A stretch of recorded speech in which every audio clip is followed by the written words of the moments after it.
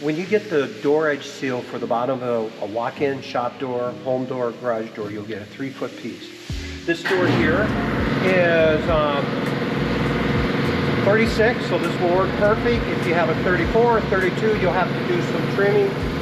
So what we're going to do is, here's how I like to do it.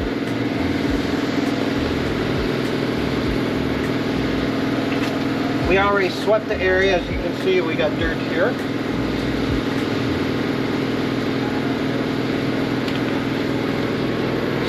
And the thresholds here, this is the walk-in side. So I am going to put this more over on that, just like that there. I always like to start on the side where the handle is.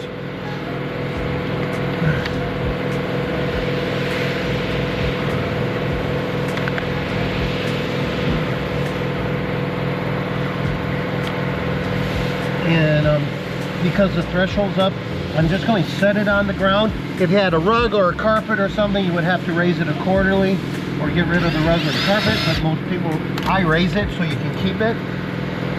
Then I will go down here and pull on this as tight as I can. This here is roughly 6 inches. Get this down here. Get these.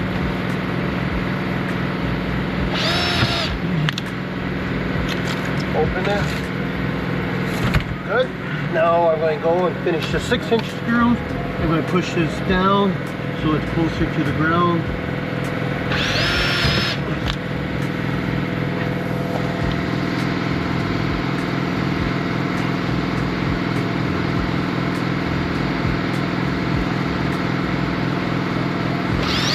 And I like to put the screws closer to the thread so there's more pressure on the bottom.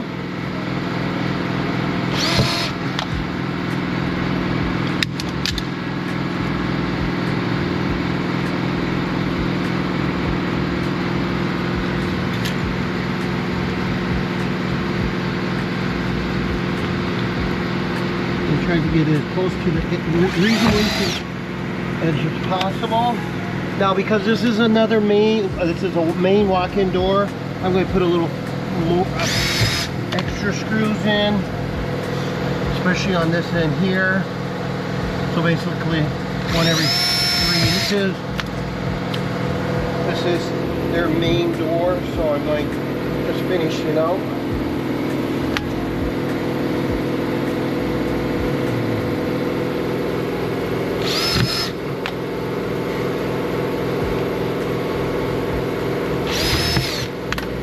And as you can see, that's how we use the DoorEdge seal, 1.25 inches to seal the bottom.